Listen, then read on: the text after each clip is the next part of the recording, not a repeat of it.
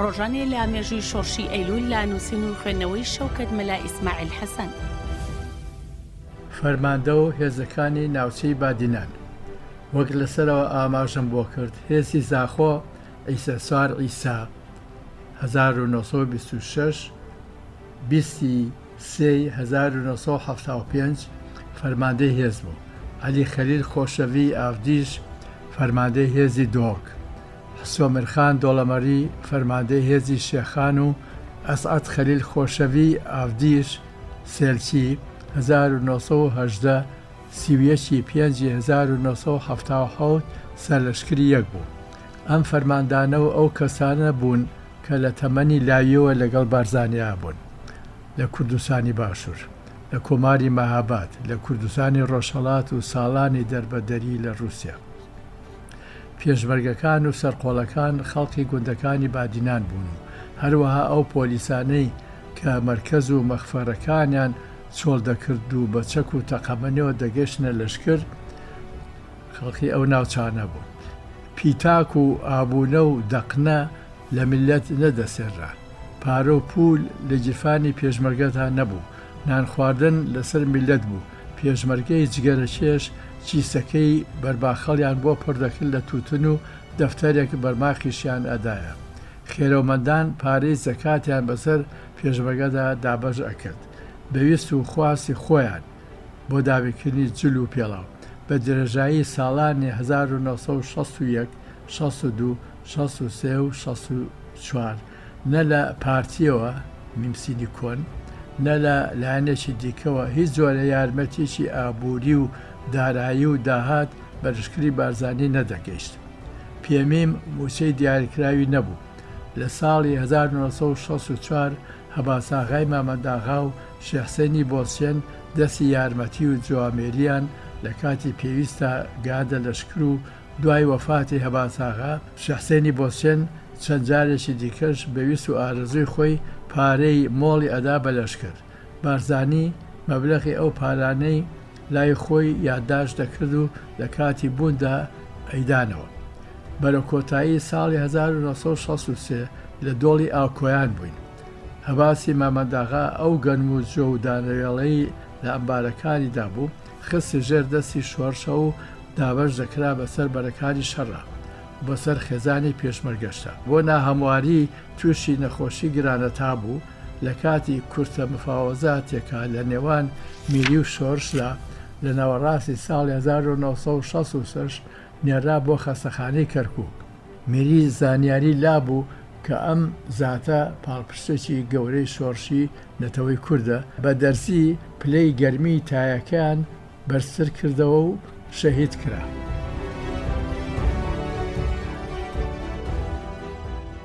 چالاکی پێداکاف لە بادینان. پارتی دیموکراتی کوردستان وەک حیزبێک کە بارزانی سەرۆکی بوو لە ڕووی یارمەتی و پشتگیری ڕامیاری و دارایی لە سەرەتای شۆڕشەوە هەتا ساڵی 1964 نەگەشتووە ناوچەی بادینان. یان وان نەبوو چالاکی لە بادینان دەرکەوێت.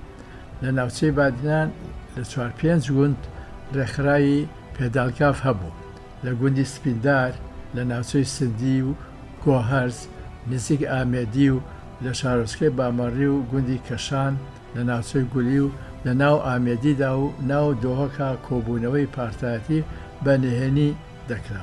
ئەو ئەندامانەی هاتووەنە ڕیزی لەشکرەوە چۆچیان هەڵگرت بوو.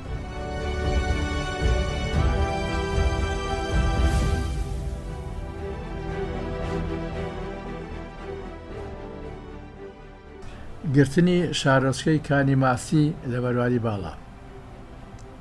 کۆتایی مانگی 12 1961 پێشەوەی بگەنە نزیک شارۆچکەی کانی ماسی لە ناوچەی بەرواری باڵا، دام و دەستگای ناهەکە بە بیستنی ناوی بەرزانی و لەشکرەکەی بەخوان و 200 چەکداریانەوە هەڵهاتن و چوونە ئەو دی و سنووری تورکیا. بارزانی بە ناو و ئیمزای خۆیەوە نامەیەکی ئاڕاستەی نزیکترین هێزی چەکداری تورکیا لەو دی و سنوورەوە کرد کە دەبێت لە ماوەی 3 ڕۆژدا ئەو چەکدار و لێپرساوانەی لە کانی ماسیەوە گەشتونەتە تورکیا تەسلیممان بکەنەوە. ئەجینا ناچار دەبین هێزەکانمان دەکەین بەناو خاشی تورکیادا و شوێن دوشمنی خۆمان دەکەوین هەتا ئەنقەرە بێ ئەوەی دەستدرێژی بکەنە سەر هێزی چەکداری و دامودەستگای تورکیا. دوای ناردنی نامەکە بە 2 ڕۆژ هەمویان بەسەر چیایی سەری زێردا کرانەوە بە ئەمدی و سنوورە. لەو کاتانە چیاکان و دەشودەر هەمووی بە بەفر داپۆشرا بوون. زۆریان کەسیرە بوون. لە دامێنی چیاکە دەزیر کران و چەکران و دوای لێکۆڵینەوە بەرەڵا کران. مدناحێ و چەند هۆزێکی پۆلیسی عەرەب چوونەوە لای میری و ئەوانەی کورد بوون و خەڵکی دێهاتی ئەو ناوچەیە بوون چوونەوە سەر گوندەکانی خۆیان. ئەو کاتە دیلەکان بەند نادەکران.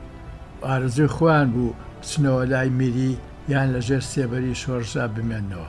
بارزانەی دەیفەرموو هێشتنەوەی دیل و دابینکردنی خواردن و جێگە و پاسەوانیکردنیان ئەبێ بە ئەرگ بەسەر میلێتەوە.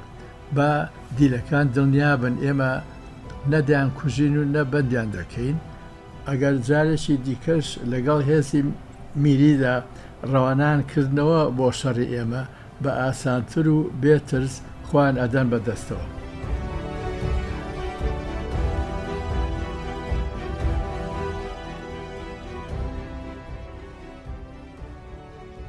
دەرمانسازی لە گوندی کانیماسی لە ناوچەی بەرواری باڵا نەخۆشخانەیەکی پسوشی لێبوو.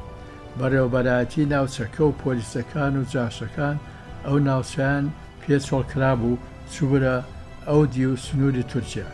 دەرمان و پێداویستەکانی نەخۆشخانەکە بە من سپێرا کە داوای دەرمانێکیان لێ دەکردم بۆ سوکچوون یان ڕەشانەوە یاخو برینداری. دەبایە ئامۆژگاری ناو ئەو دەرمانانم لە نوکۆ بخێندایەتەوە بزانم کامیان بۆ ئەو مەبەستەیە. بەم جۆرە شامبەشانی کاری بێتەل و جفرەسازی ماوەیەکیش برین پێچیشم دەکرد کە کاری منیش نەبوو.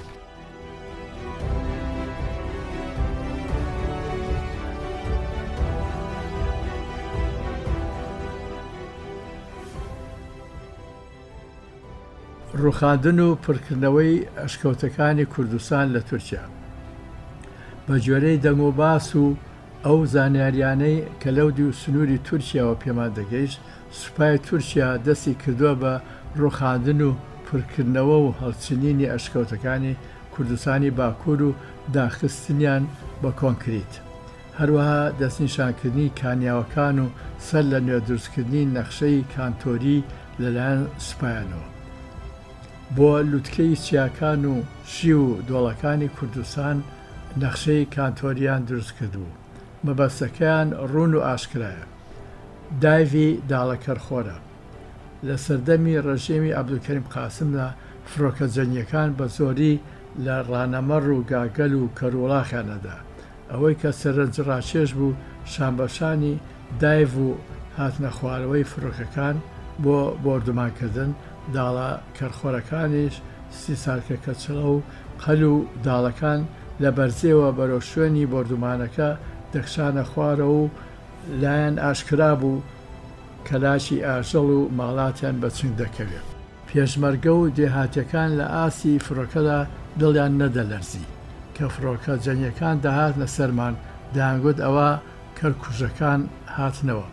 لە چیاکان بە گشتی و لە ناوچەی بادینان بە تایبەتی باڵندەی گۆشخۆر و مەلی ڕاوسی و هەروەها ماسی خۆرە و مارگر هەن. بۆ نمونە باس، بایەقوش، کونەڤەپوو، چەرخ، هەڵۆ، چەڵک، هەڵۆی ماسی خۆر، قوڵنگ، قاز و قوڵنگ، زیقاوڵە، ماسی گرە، تیتروازگ، تیلە پێچاخ، حەقحەقەکەرەی شەو، حەقحەقهۆک، سیسارگ، سیسارگە، سیسارگە کەچەڵە، سەرگەڕ، شاهۆ، شینە شاهۆ، شیرین شاوە، شایەن، شاهێن، شاین، شەلاقە، شمقار، قەلە ڕەشکە، قەلە باچکە، چێرگ، مێشەسی، لەقلەق، حاجی لەقلەق، بۆقەخۆرە، واشە، داڵ، داڵەکەرخۆرە، لاشەخۆر، دووبرالە، مشکگرە. لە ساڵانی پێش 1961 ڕاوشکار بە چەکی هەمە چەشنە بەربڵاو بوو. تەق و تۆق و تۆپباران و بۆردومان لە ئارادا نەبوو.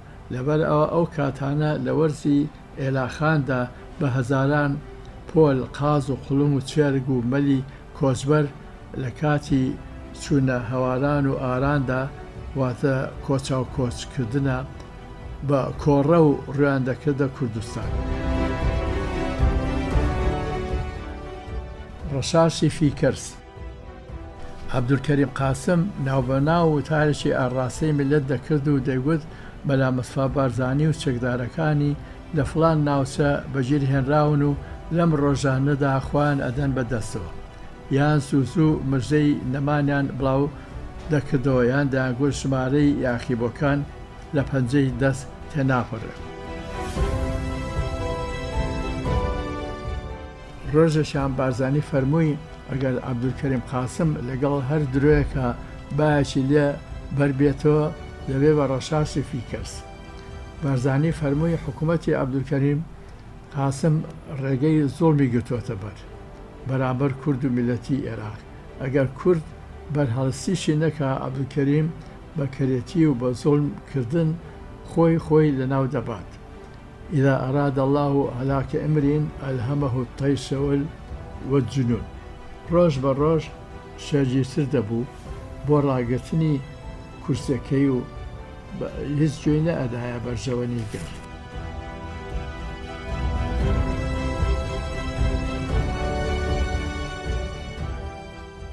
ڕۆژانی 1962 مەکتەبی سیاسی و 7,000 دینار. ساڵانی 1961 هەتا 1964 مەکتەبی سیاسی پارتی ئەو کاتە هیچ ڕۆڵوبوونێکی نەبوو لە ناوچەی بادینان. لە نێوان ساڵی 1961 و 62 تەنها یەک جار نوێنەری مەکتەبی سیاسی عەلی حەمدی کە ئەندامی کۆمیتەی ناوەندی پێداکا بوو هات بۆ لای بارزانی لە نزیک گوندی بنافێ لە ناوچەی بەرواری باڵا. لەو کاتەدا لەشکری بارزانی زۆر نەدار و نەبوو بوو، هەموو دارایی بارەگاکە نەدەگەیشتە 50 دینار. عەلی حەمدی 7,000 دیناری هێنابوو، بەڵام بارزانی لێی وەرنەگرت. لەوە دڵگیر بوو کە بە دەرەژای ئەو ماوەیە میمسین لێی نەپرسیوەتەوە و هیچ جۆرە یارمەتیەک کە بۆ شۆڕش پێویست بێ نەنێراوە بۆ هێزەکانی ناوچەی بادینان. هاتنی عەلی حەمدی بۆ لای بارزانی لە ڕۆژی 7 1962 دا بوو.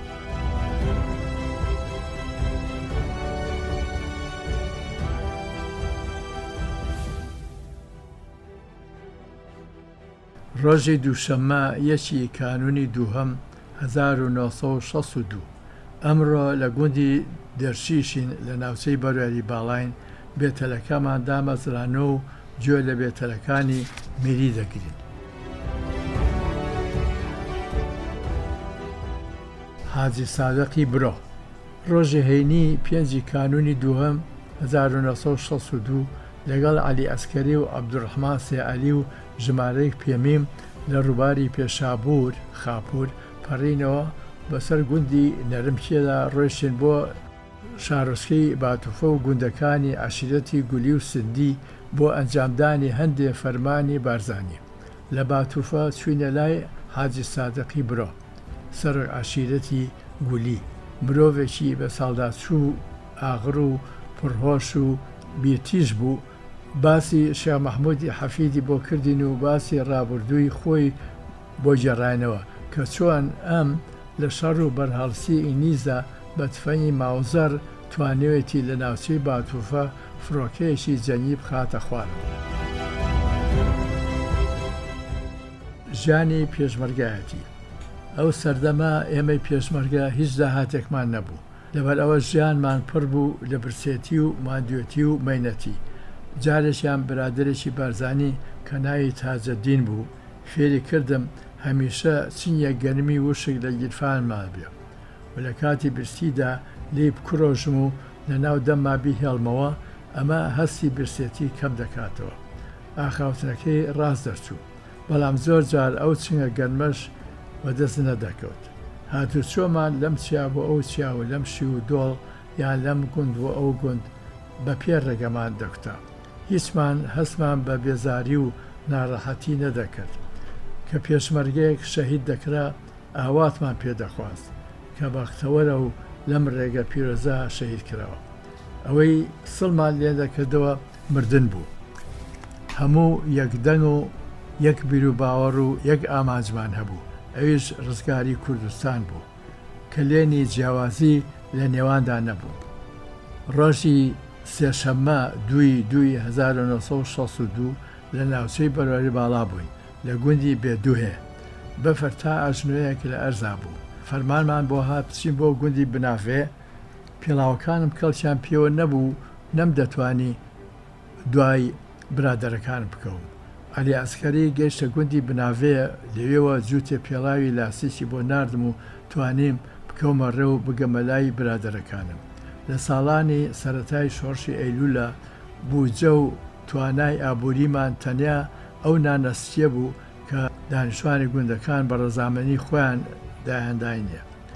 بۆمان نەبوو بە زۆرە ملێ نان لە خەڵ بسێنین کە بەلای ڕز و بێسانە دەڕۆیشتین بەبێ ئاگاداری ڕەزەوانەکە یان بێسەوانەکە. بۆمان نەبوو ترێ یان خیار و کاڵک و شووتی برنینەوە و بیخۆین. نووسرا و بڕیاری گرنگی لیژنەی ناوەندی مەکتەبی سیاسی پێداکە.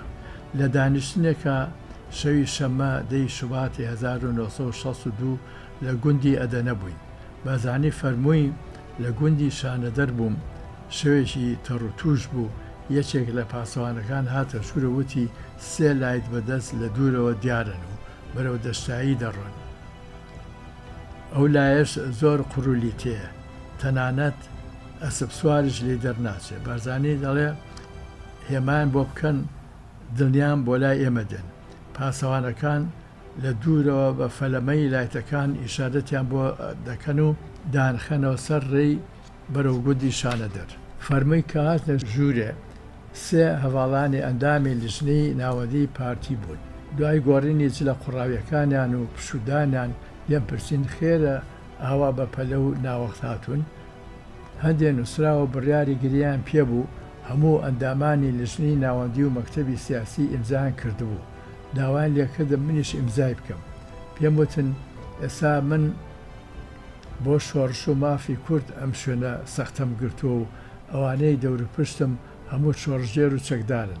منیش لەلایەن میلەتەوە بە سەرۆکی پارتی هەڵبژێراوم و ئایا دەشێ من دوا کەس بم ئیمزا بکەم؟ لێرە هیچ وەڵامێکیان نەبوو. فەرمووی من دەمێکە بریاری شۆڕشم داوە. لێم پرسین ئایا ئێوە لای خۆتانەوە ئەوەندە چەک و تەخەمەنیتان ئامادە کردووە کە هیچ دەبێ 4-5 مانگ بەرهەڵسی سوپای عێراقی پێ بکەین هەتا خۆمان دەستکەوتمان دەبێت. پێم ڕاگەیاندن وای بەباشە دەزان پێشەکی هەوڵ بدەین چۆن بتوانین چەک و تەخەمەنی و ئازوقە بۆ 2-3 هزار چەکدار پەسمەندە بکەین بۆ ئەوەی تووشی مەینەتی گەورە نەبین. وتیان ئەوەندەی چەکدار پێویستی پێبێ بۆ گرتنی گەلی و دەربەندەکانی کوردستان ئامادە کراون و دڵنیایان تەقە لە تفەنگمانەوە هات ڕژێمی قاسم بەلادا دێت. دوجار فەرمووی ڕژێمی قاسم هەرماوە و ئەو برادەرانش کە هاتنە لام ئێستا پشتیان تێکردوم، بەڵام من پشت بەخوا و پشت بە میلەتی کورد کەم تەرخەمی ناکەم و خەباتم بەردەوام دەبێ و بۆ خزمەتی خاک و نەتەوەی کورد و دەمێکە بریاری شۆڕشم داوە.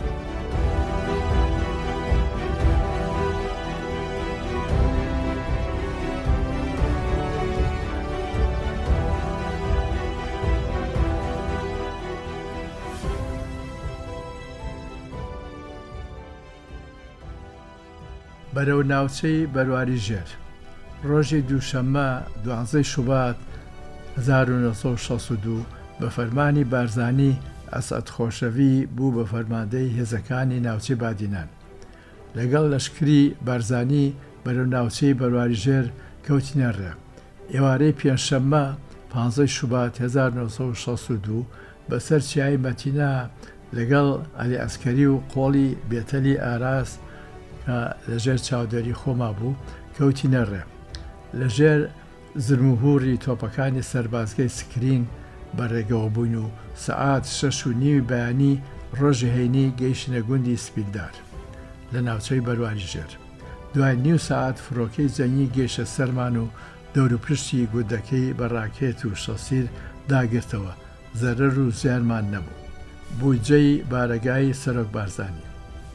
ڕۆژی دووشەممە 12/2/1962 کاتە لە گوندی ئەدەنە بووین لە ناوچەوی بەرواری باڵا، ئەحمەد تۆفیق سکرتێری پارتی دیموکراتی کوردستانی ئێران بە بەرزانی وت پێشمەرگەکان زۆر بێجلوبەرگن، بێ پاڵتۆ و پێڵاون. ڕێگان پێ بدە بچم بۆ دەوروبەری ئەودی و سنووری عێراق بە داخوازی یان بە باربووکردن هەندێک جلوبەرگ و کاڵا و پێڵاو بۆ پێشمەرگەکان دابین بکەم. بازانی فەرمووی باشە بڕۆ. ئەحمەد تۆفیق وتی بۆ ئەم بەبەستە هەندێک پارەم پێویستە بۆ ئەو ڕێگا دوور و درێژە کە لە زۆر شوێن ناچار ئەبم بە پارە خۆراک بکڕم هەتا ئەگەمە گوندەکانی ئەودی و سنووری ئێران. بارزانی بانی پێمیم یونس ئەقراوی کرد و لێی پرسی چەند پارەوان هەیە. وتی قوربان 28 دینارمان هەیە. فەرمووی دەباشە زۆری بدە بە ئەحمەد و بەشەکەمەکەی بۆ خۆمان دابنێ. یونس 18 دیناریدا بە ئەحمەد تۆفیق و 10 دیناریشی هێشتەوە بۆ بودجەی بارەگای سەرەکی شۆڕشی ئەیلول. جاشی گوندەکانی نسرە و ڕەبەتچێ. 19 شوبات 1962 جاشەکان دوای ماوەیەکی کورت بێ کوشتار خۆیان بەدەستەوەدا. لەم ڕۆژانەدا میری بەهۆی 3 کەس لە دانیشتوانی ئەم دوو گوندەوە ئەفسەرێکی نارد بۆ لای بەرزانی کە بە پارە و ماڵی دنیا ڕازی بکەن، شەڕ و کوشتار لە نێواندا نەمێنێ. لە وەڵامدا بارزانی فەرمووی با میری کار و فەرمانی باش بکە بۆ میلەتی عێراق و ئەم باشێش کوردیش بگرێتەوە، زۆڵم و زەلالەت کۆتایی پێبهێن و کورد ڕازی بکات. من تەنها نەفەرێکم لە ناو کوردە، تەنیا ڕازیکردنی من بایەخی نییە. ئەگەر کورد بە مەزڵومی بمێنێتەوە واتە ئەگەر کورد بە مافی خۆی نەگات هیچ شێک هەل نابێت. ڕۆژی پێنجشەممە و هەینی 23 و 24 شوبات 1962 فرۆکە جەرگیەکانی قاسم لە مەلابانگانەوە هەتا ئێوارەیەکی درەنگ گوندەکانی دەوروپشی نسرە و ڕەبەتیان بردومان کرد. هەروەها گوندەکانی مەرسیدا و بلان و تەلان و شێخکێ و خۆرت. گوندی مرێبا و شاخی چاپانک. لە ڕۆژی دووشەمە ڕێکەوتی 26 شوبات 1962 هێرشی پێشمەرگە لەسەر هێزەکانی سوپا و پۆلیس و جاش لە دەوروبەری گوندی مرێبا و شاخی چاپانک بە گەرمی بەردەوامە. شەوانیش هەتا بەرەبەیان لە چاپانکەوە ئەدرێنە بەر ڕێهێڵی تۆپی جەبەلی. شەوی چوارشەممە 28 شوبات خۆمان ئامادە کردو کە لە گوندی بلانەوە بچین بۆ مەرسیدا. سەعات 7:15 ئێوارە بە تۆپی جەبەلی دراینە بەر گول لە تۆپ. جاشەکانی عەبدوڵاغای شەرەفانی لەسەر چیای چاپانکەوە ببوونە ڕەسەدی تۆپەکان کە لەژێر قیادەی عەقید ڕوکن کافی نەبیویدا بوو.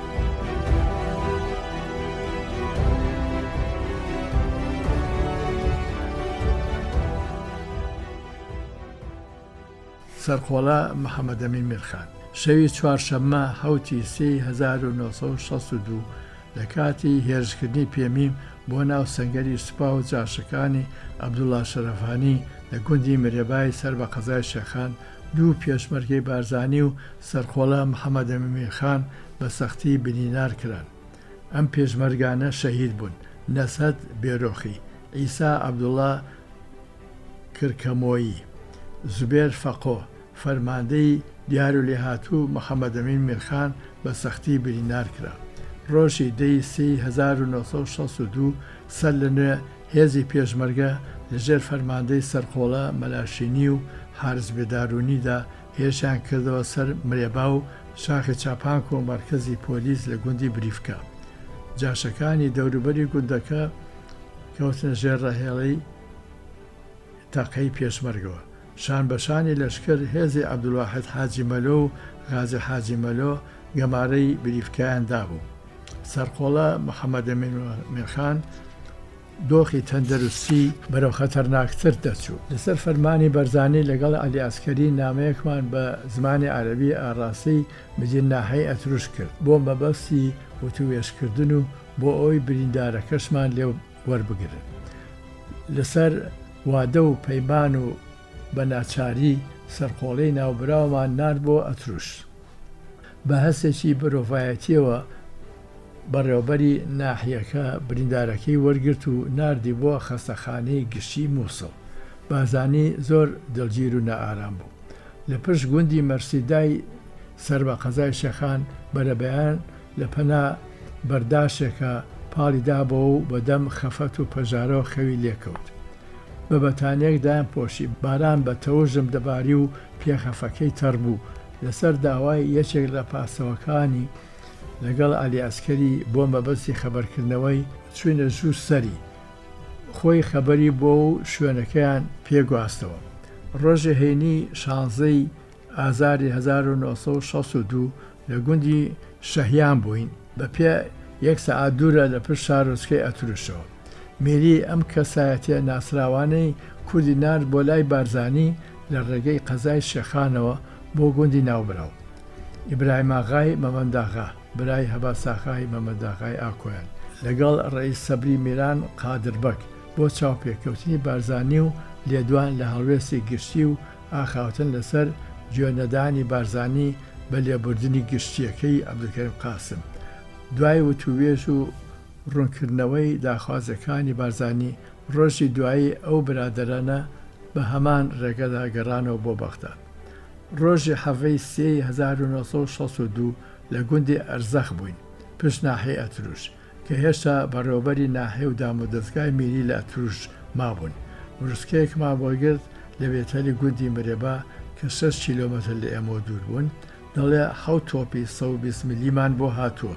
ئەم ئێوارەیە یاخەکان تۆباران دەکەین. لە هەمان کاتە شەڕ لەسەر مەرکەزی شوڕتەی بریفکە بەردەوام بوو. بێتەلەکە قسەی لەگەڵ مرێبا دەکرد و دەیگوت یاخیەکان ئەوەندە دەستیان ڕاستە و پێکاوەرن ئەمڕۆ دووجار بە تفەنگ ئێریالی ئەسیرکەمیان بچڕاند. شەو کردی بە باران و ڕەهێڵە ناچار هەموو چوینە ناو گوندەکە و بەسەر ماڵەکانە دابەش بووین. کاتێکمان زانی دراینە بەرگ و لە تۆپ و ئەیدا بەناو ئاوایەکەدا و دەوروبەری ئەو خانووی بارزانی تیا بوو. پێشمەرگەیە کە ناوی فەقۆ ئاکرەی بوو زۆر شەڵەژا بوو. بارزانی چاوی دەکرێتە سەر فەقۆ و دەفەرمێ فەقۆ بڕۆ لایتەکە بۆ بێنە با پێکەوە بچینە دەرەوە تەماشای چاڵی گولە تۆپەکان بکەین بزانین چەندی هەڵدڕیوە. فەقۆ دەڵێ قوربان بەم تۆم بارانە بۆ شوێ بڕێن. بازانی سەرێکی فەقۆ دەکا و بە جەرەخەنەیەکەوە دەفەرمێ باشە ناڕێن. ڕۆژی یەکشەممە 18 ئازاری 1962 کاتێک گەشتبوونە گوندی ئەرزەخ و پشت ئەتروش عوبەیدوڵڵا بارزانی و مەحموود کاوانی هاتن بۆ لای بارزانی. بارزانی سڵاو و ڕاستپاردەی تایبەتی بە مەحموود کاوانی ئانارد بۆ هەباساغای مەمەنداغا. لە کاتی گەڕانەوەیانە بۆ ناوچەی سۆران. ڕاستپاردەکەش ئەوە بوو کە کاتێ لەشکرمان گەیشتە سەر ڕووباری شین واتە زەی گەورە هەباساغا و لەشکرەکەی دەوروبەری ڕێگەوبانی پەڕینەوەمان لەو ناوچێ بۆ هەدار و ئاسوودە بکەن. بۆ هۆی وەرگرتن و شیکردنەوەی بروسکەی شفرکراوی دامەدەستگای میری دڵتەزێن بووین کە ڕۆژی 18 سێی 1962 بە ڕاستپاردەی یەکێک لە سەرۆجاشەکان لە خەستەخانەی گشتی مووسڵ بە ناجوان مەردانە لە پەنجەرەوە دەسرش لە محەممەد ئەمین میرخان دەکرێ و گیانی پاشی لەدەستچوو. دوا بە دوای ئەم هەواڵە ناخۆشە جاشەکان مەعاوی یەزیدی و شیڤان یەزیدی و عەبدوڕەحمان بارەمونکی جاشی سوورچی و هەرچی و زێباری گەشتن ئەین سفنێ بۆ هێرشکردنە سەر سەنگەرەکانی لەشکر. ڕۆژی سێشەممە 20 ئازار 1962 عەبدولکەریم قاسم بەهۆی قایمقامی قەزای شێخانەوە بروسکەیەکی ئاڕاستەی بەرزانی کردبوو تێدا هاتوو مەلا مەسەفا بارزانی سربەسە بچێ بۆ هەر شارێک لە ناو عێراقا و داخوازی خۆی چییە بێ گیر و گرفت عەبدولکەریم قاسم بۆی جێبەجێ دەکات.